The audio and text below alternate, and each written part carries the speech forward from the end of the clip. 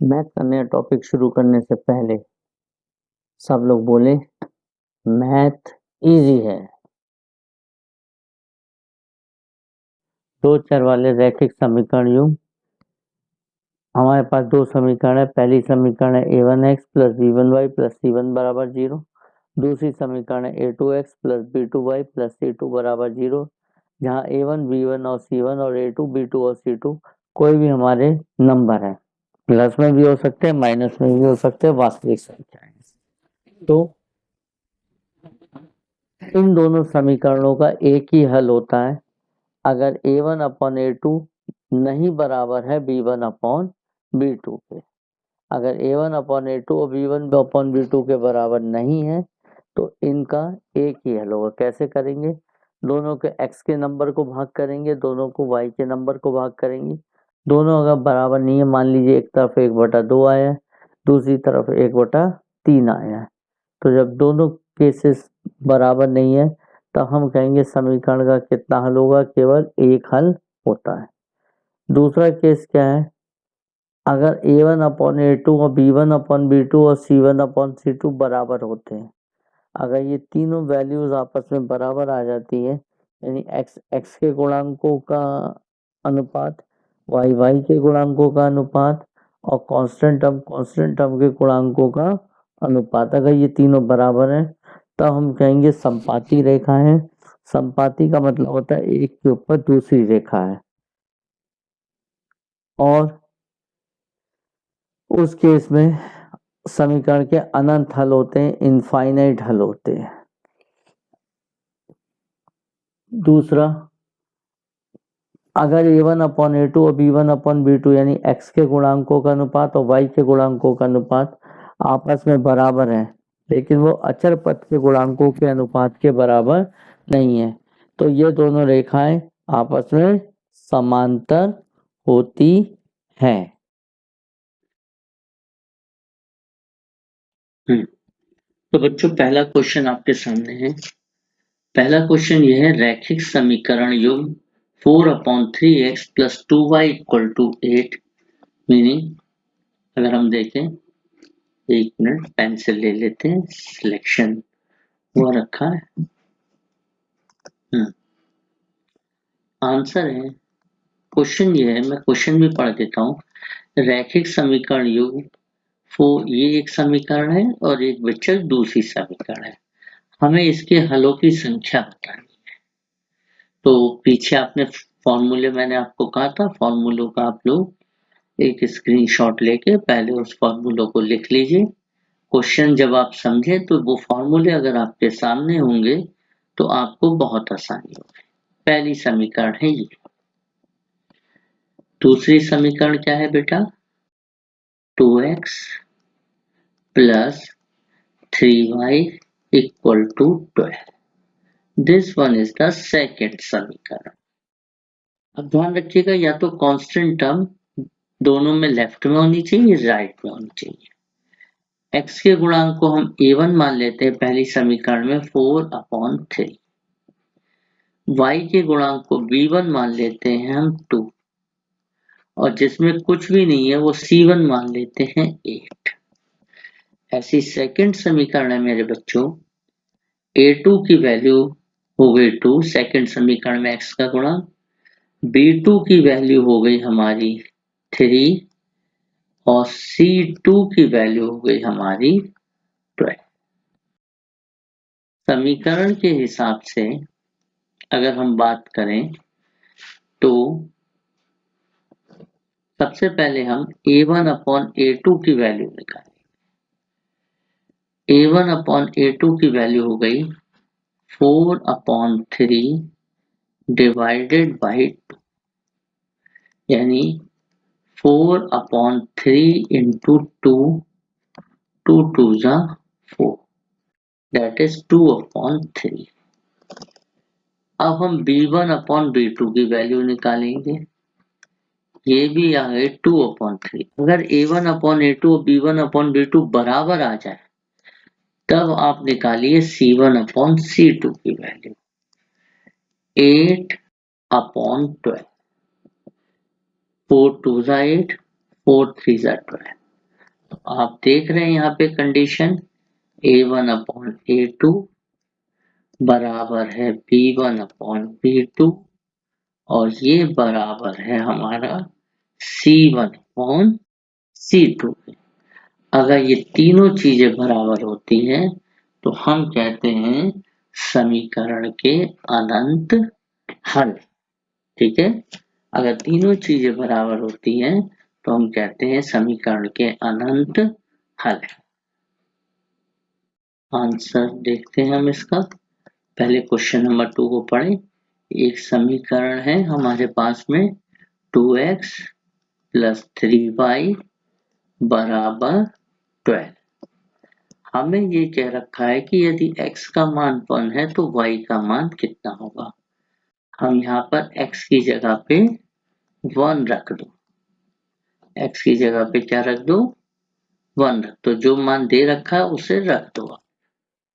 तो x की जगह पे 1 रखोगे 2 × 1 3 × y बराबर 11। बच्चों 3y बराबर 11 - 2। 3y बराबर 11 में से 2 गया, कितना बचा? 9। और y की वैल्यू कितनी आ गई? आप जानते हैं अगर कोई नंबर गुणा में होता है अज्ञात राशि के तो दूसरी तरफ नीचे बटे में पहुंच जाता है। 3 × 3 = 9। तो y का मान कितना आ गया? 3। तो हमारा इस क्वेश्चन का आंसर कितना हुआ? 3।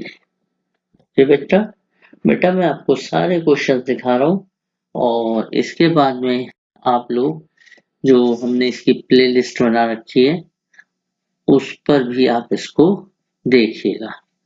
उसमें जो प्लेलिस्ट में जो आई बटन पे आ रहा है उस पर आप क्लिक करके सारे ऑब्जेक्टिव क्वेश्चंस को देख सकते हैं। एक पूरी आपकी सीरीज बना रहे हैं, पूरा हम आपको 10th का सिलेबस करवाएंगे, बस आप अपनी मेहनत करिए।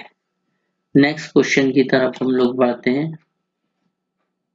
तीसरा प्रश्न है आपके मोबाइल स्क्रीन, कंप्यूटर स्क्रीन, किसी पर भी हमें ये दे रखा है 3x + 5y upon 3x - 5y बराबर 7/3।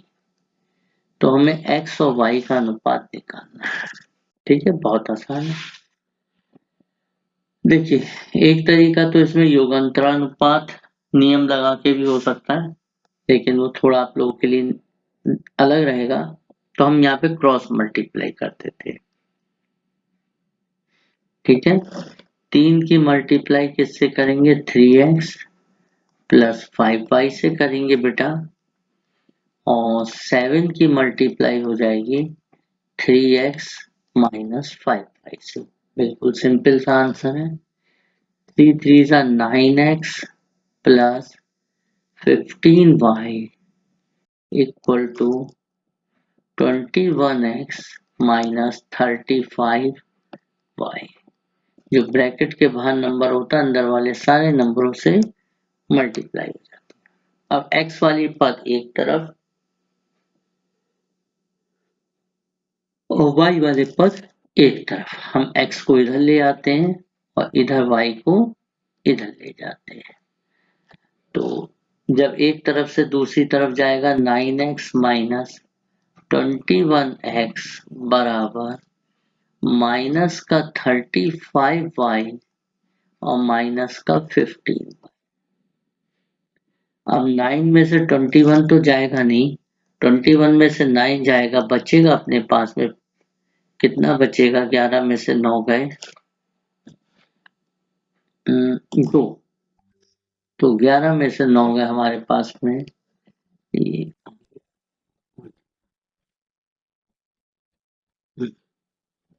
ये रहा हमारे पास ये पॉइंट है। 11 में से 9 गया 2, यानी कि 12x। अब बड़ी संख्या का चिन्ह माइनस है तो माइनस का 12x बराबर माइनस का 5 और 5 10 का 0, 3 4 और 1 5। कैंसिल हो गया।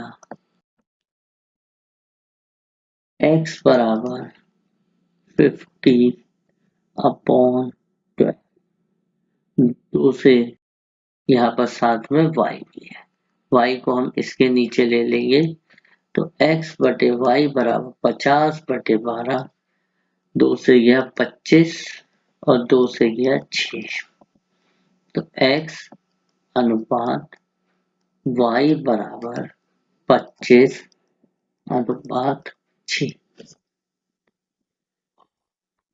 बिल्कुल सिंपल सा था, ठीक है।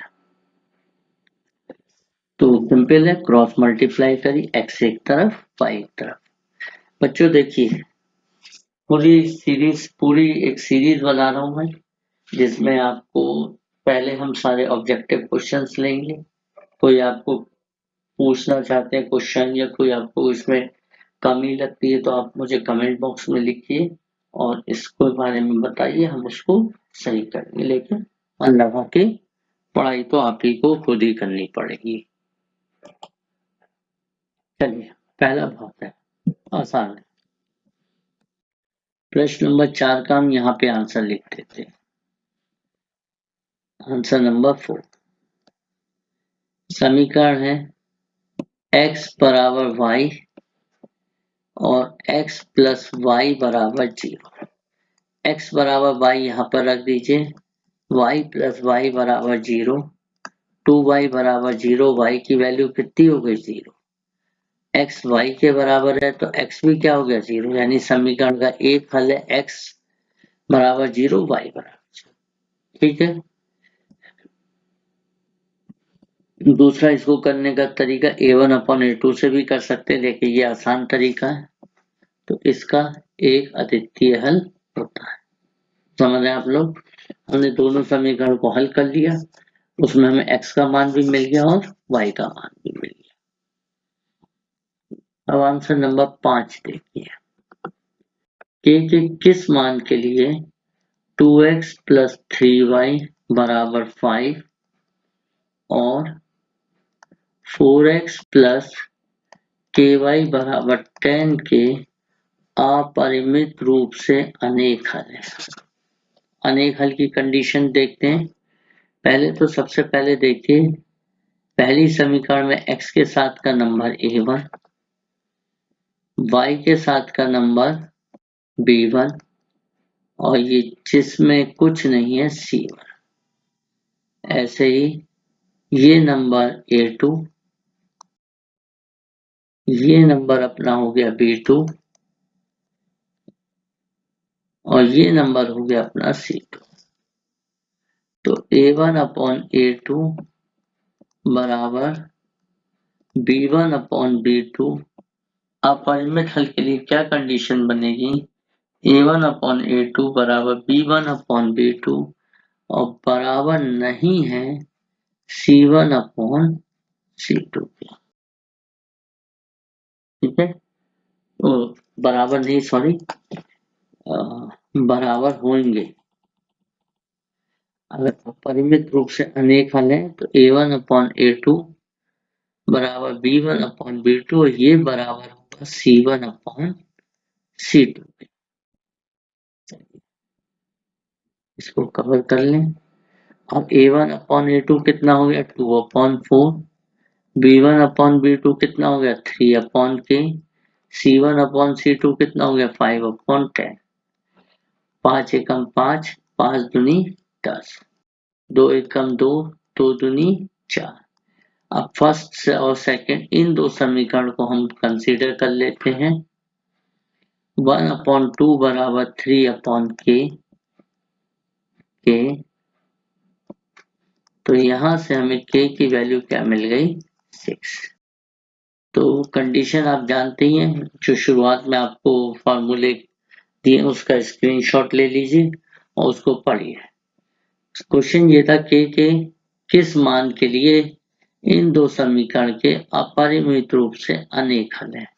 तो पहले हमने पहली समीकरण a1 दोनों के लिए x का गुणांक a1 और a2 हो गया, y का गुणांक b1 और b2 हो गया, जिसमें कुछ नहीं है c1/c2। अगर हमारी समीकरण के अनेक हल हैं तो A1 अपॉन A2 बराबर होगा B1 अपॉन B2 और ये बराबर होगा C1 अपॉन C2। हमने वैल्यू रख दी और के फर्स्ट और सेकंड को इक्वल करा, के की वैल्यू कितनी आ गई 6। ठीक, चलिए अब आपके सामने 6 क्वेश्चन है। 6 क्वेश्चन क्या है बेटा, आपके कंप्यूटर स्क्रीन, मोबाइल स्क्रीन जिस पर भी आप देख रहे हैं, होपफुली मोबाइल पर ही देख रहे होंगे। अगर आपको ये वीडियो अच्छा लगे तो आप इसको लाइक करें। कोई प्रॉब्लम हो, कोई दिक्कत हो तो बताइए, हम इसको आपको समझाएंगे, लेकिन मन लगा के पढ़ाई करें। क्वेश्चन ये है 2x प्लस 3y बराबर 18 और x माइनस 2y बराबर 2 को हल करने पर हमें क्या प्राप्त होगा। इसका बेटा एक तरीका तो ये होता है, हम x और y की ये जो वैल्यूज हैं 3 और 4 दोनों समीकरण में रखें। जो आंसर इन दोनों समीकरण को संतुष्ट कर देगा, जिसमें लेफ्ट और राइट बराबर हो जाएंगे, वो हमारा हल होगा। दूसरा भी हम इसको याद करते हैं विलोपन विधि से। अभी तो आपको इस वीडियो में हमने विलोपन विधि नहीं बताई है, क्योंकि ऑब्जेक्टिव क्वेश्चन में थोड़ी कमी आती है ऐसी चीजें। तो ये ऑब्जेक्टिव की जब सीरीज बच्चों पूरी हो जाएगी तब हम अति लघु उत्तरी वगैरह करेंगे। पूरा सीरीज देखिए, आप अपने 10th के एग्जाम में बहुत अच्छे नंबरों से पास होंगे, लेकिन बस मेहनत करनी पड़ेगी। देखिए यहाँ पर x के साथ 2x है, यहाँ पर x है, तो हम इस समीकरण को 2 से गुणा कर देंगे। तो पहले वाली समीकरण है 2x प्लस 3y बराबर 18। दूसरी समीकरण है 2x 2 से गुणा करी 4y और 2 से गुणा हो गई 2 दूनी 4।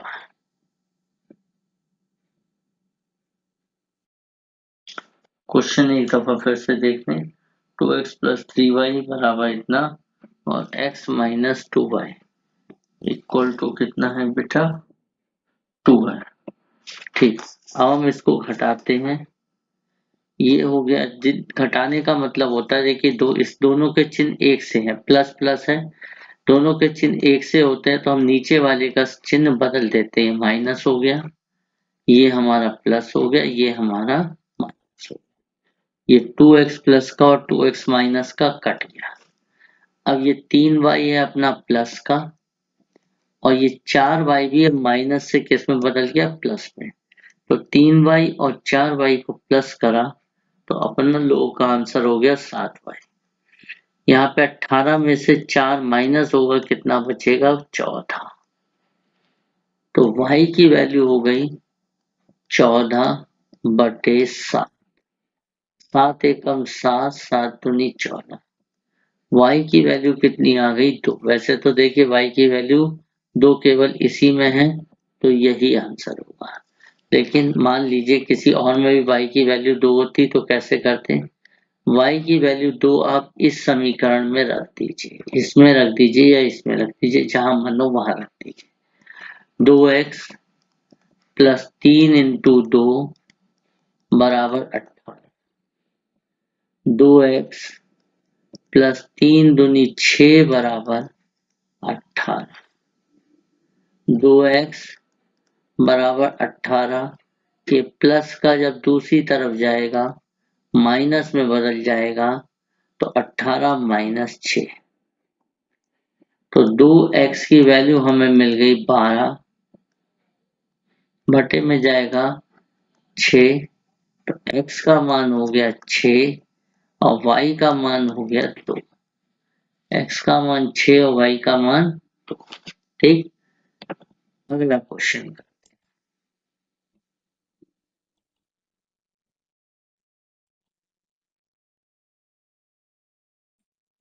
अब हमें ये कह रहा है इस समीकरण के क्या हल होंगे। सेम वैसा ही क्वेश्चन है। x माइनस वाई बराबर 2 और x प्लस वाई बराबर 2। देखिए दोनों के वाई वाई बराबर है तो हम इन दोनों को आपस में कट जाएंगे, माइनस का वाई और ये प्लस का वाई। एक्स और एक्स मिलकर कितना हो गया 2x, और 2 और 2 मिलकर कितना हो गया 4। तो x का मान कितना आ गया बच्चों 4/2। 2 एकम 2, 2 दूनी 4। x की वैल्यू अपन लोगों के पास में आ गई बेटा 2। अब पहली समीकरण या दूसरी समीकरण है x प्लस वाई कितना है 2।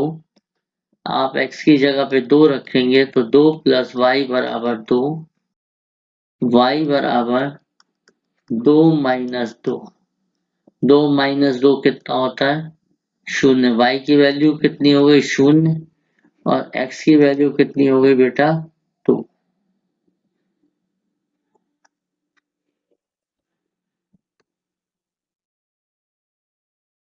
एक मिनट, ये माइनस का चिन्ह गलत लग गया है। ये हमारा आंसर।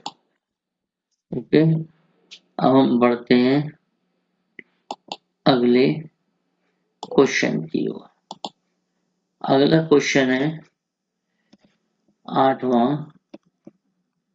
कि x के किस मान के लिए एक समीकरण है 3x माइनस वाई प्लस 8 बराबर 0, और दूसरी समीकरण है 6x माइनस के वाई माइनस 16 बराबर माइनस 16 बराबर माइनस 16। हमें k का मान निकालना है। क्वेश्चन में क्या कह रहा है k के किस मान के लिए, k के किस मान के लिए, अरे उठ गया ये रहा, k के किस मान के लिए समीकरण 3x माइनस वाई प्लस 8 बराबर 0, और ये दोनों रेखाएं क्या है समपाती हैं।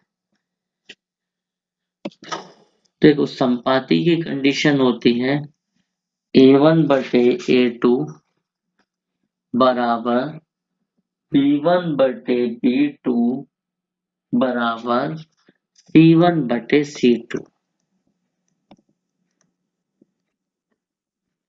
अब a1 क्या होगा, जो x के साथ नंबर है वो a1 पहली समीकरण, जो ये y के साथ है -1, यानी अगर हम बात करें यहाँ पर a1 की वैल्यू होगी 3, b1 की वैल्यू होगी -1, और जो c1 की वैल्यू होगी c1 कितना होगा बेटा, बात समझिएगा, c1 हो गया जिसके साथ x नहीं है +8, तो c1 की वैल्यू हो गई हमारी +8।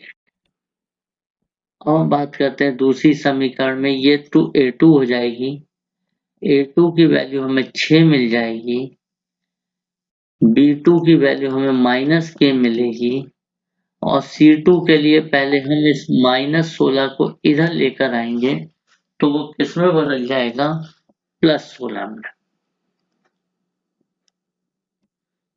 ठीक है, अब A1 की वैल्यू कितनी है बेटा 3, A2 की वैल्यू कितनी है 6, B1 की वैल्यू कितनी है -1, और B2 की वैल्यू कितनी है -k, C1 की वैल्यू कितनी है +8, और C2 की वैल्यू कितनी है बेटा 16।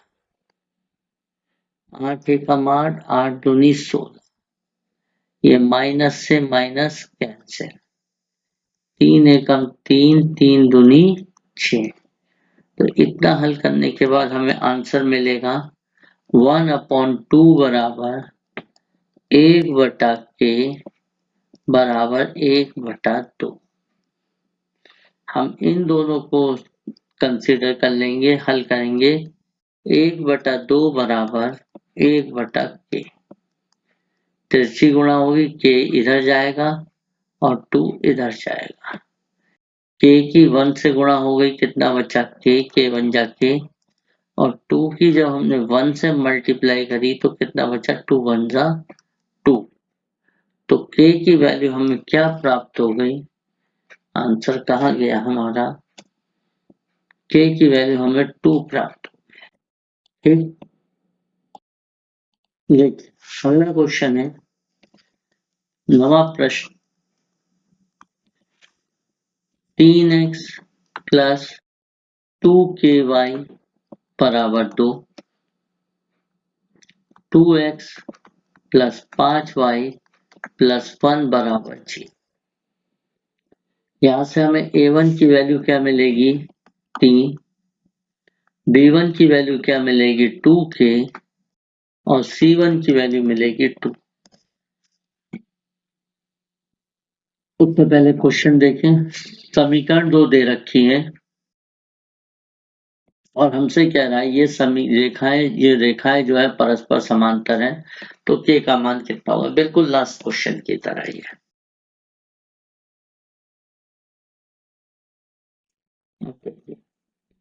a2 की वैल्यू हो गई 2, p2 की वैल्यू हो गई 5 और c2 की वैल्यू क्या हो गई बेटा, ये प्लस का 1 इधर जाएगा, किसमें बदल जाएगा, -1 में। अब आंसर क्या हमें मिला, वो आंसर नहीं, सॉरी, कॉन्सेप्ट क्या होता है अगर रेखाएं समांतर है, a1/a2 बराबर होगा b1/b2 और यही चीज हमारी बराबर है c1/c2 के। अगर हमारी रेखाएं बच्चों परस्पर समांतर होती है तो हम ये कहेंगे a1/a2 बराबर है b1/b2 और नहीं बराबर है c1/c2। अगर रेखाएं हमारी समांतर होंगी तो a1/a2 बराबर होगा b1/b2 के, लेकिन वो c1/c2 के बराबर नहीं होगा। लेकिन अगर रेखाएं संपाती होगी तो ये तीनों बराबर होंगे।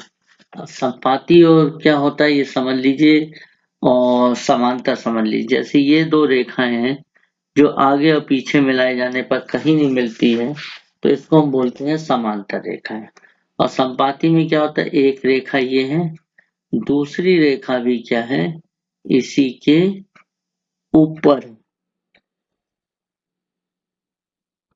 तो दूसरी रेखा भी जो इसके ऊपर है उसको हम, एक के ऊपर दूसरी रेखा होती है तो उसको हम बोलते हैं संपाती रेखा। चलिए, अब a1 की वैल्यू है 3, a2 की वैल्यू कितनी है 2, b1 की वैल्यू है हमारी 2k और b2 की वैल्यू है कितनी हमारे पास 5।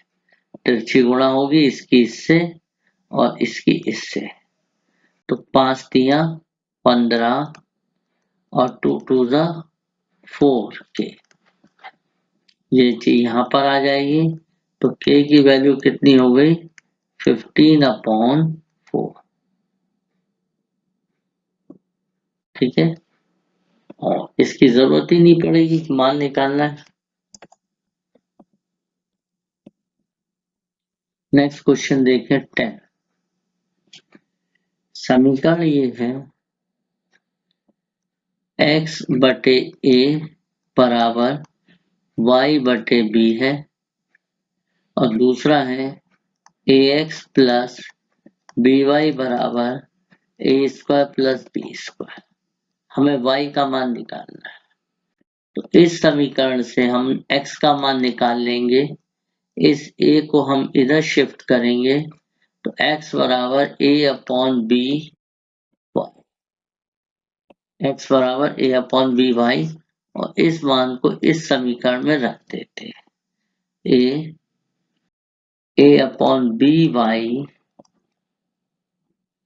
प्लस बी वाई बराबर a² plus b²। B LCM a² y, a की मल्टीप्लाई a से हुई a² और यहाँ पर b की इस b से मल्टीप्लाई होगी b² y। आगे बढ़ते हैं, ये 2 लिखा हुआ है थोड़ा सा, अब देखो, अच्छा ये बराबर कितना है a² प्लस b²। y हम कॉमन ले लेते हैं तो A square plus B square upon B बराबर A square plus B square cancel हो जाएगा तो y का मान हमें मिलेगा b। तो यहाँ पर हमने विलोपन विधि से इसको प्रतिस्थापन विधि से इसको यूज करा है। एक समीकरण जिसका मान निकालना है उससे बचा देते हैं, y का मान निकालना है तो x का मान y के पदों में निकाल लिया हमने और फिर एक समीकरण से मान दूसरे में रख दिया। बच्चों इन सारे क्वेश्चनों को एक बार समझिएगा, अपना ट्राई करिएगा, फिर क्वेश्चन नोट करके फिर दोबारा इसको अपने आप करने की कोशिश करिएगा। कोई डाउट हो वीडियो पर उस क्वेश्चन पे डायरेक्ट जब मार के उसको करिएगा, समझिएगा। जितना आप समझेंगे उतना आपके लिए फायदा होगा। नेक्स्ट क्वेश्चन, ये बहुत आसान है। दो संख्याओं का योगफल 8 है, अंतर 3 है। जोड़ने पर 8 मिल रहा है, घटाने पर 2 मिल रहा है। तो सिंपल सी बात है, संख्या देखो 6 और 2 को जोड़ा 8 मिला, लेकिन 6 में से 2 को घटाया 4 मिला। 5 और 3 को जोड़ा 8 मिला और 5 में से 3 का अंतर करा 2 मिला। तो डायरेक्ट हम इस क्वेश्चन को कर लेते हैं। ठीक है बेटा, तो ये आज के हमारे छोटे से क्वेश्चंस थे जिसमें हमने दो चर वाले रैखिक समीकरण का आपको समझाया किस तरीके में। ऑब्जेक्टिव क्वेश्चन थे, there are the 11 objective question. इन सारे क्वेश्चनों को आप करिएगा, रिवाइज करिएगा, बार बार रिवाइज करिएगा। कहीं प्रॉब्लम आए तो वीडियो को दोबारा लेकर आप इसको फिर से देख लीजिएगा उस जगह पर। धन्यवाद।